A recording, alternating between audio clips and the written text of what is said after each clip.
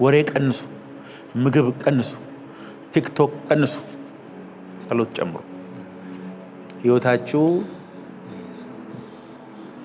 በ20 ዓመት የማትደርሱበትን ቦታ እግዚአብሔር ሲያደርሳችሁ ታያለ።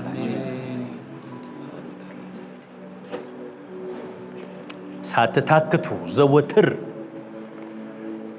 ጸልዩ፣ እንደዛች መበለት አታቁም ነው እያለ ያለው እግዚአብሔር ቃል። ሉቃስ 9:29 ሲጸልይ የፊቱ መልክ ተለወጠ፣ ልብሱም ተብለጭልጮ ነጭ ሆነ ነው ኢየሱስ ሲጸልይ።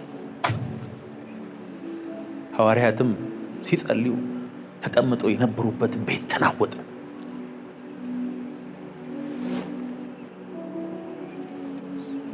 ትክክለኛ ጸሎት ማወቅ ከፈለጋችሁ ምንም ከመሆኑ በፊት አንተ ላይ የሚፈጠረው የተለየ ነገር አለ። ትግል አለ። ጆሮ ይግላል፣ ያንዳንድ ሰው እጁ ይግላል፣ ውስጡ ልቡ ትራንስፎርም ይሆናል። እሳት ይሰማል። ያ እሳት ሲሰማ አንዳንድ ሰው ይሮጣል፣ አንዳንድ ሰው ይዘላል፣ አንዳንድ ሰው ጸጥ ይላል። ጸሎት ነገሮችን ከመቀየሩ በፊት አንተን ይቀይራል፣ ውስጥህን ያግለዋል፣ ያነቃቃል፣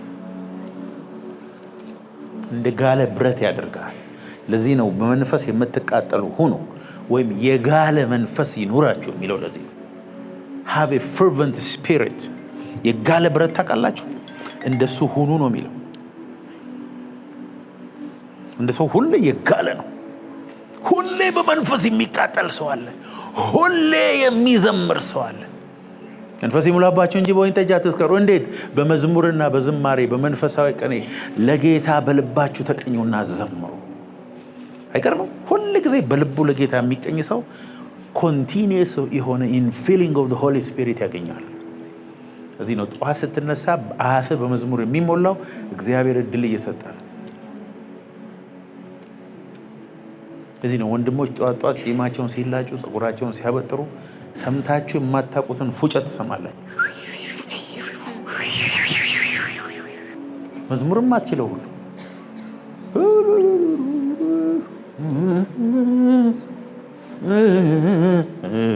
በልጦ አተንሰል ሄቨንሊ ፍሪኩዌንሲ ጋር እግዚአብሔር ሊያገናኝ ነው። ለምን?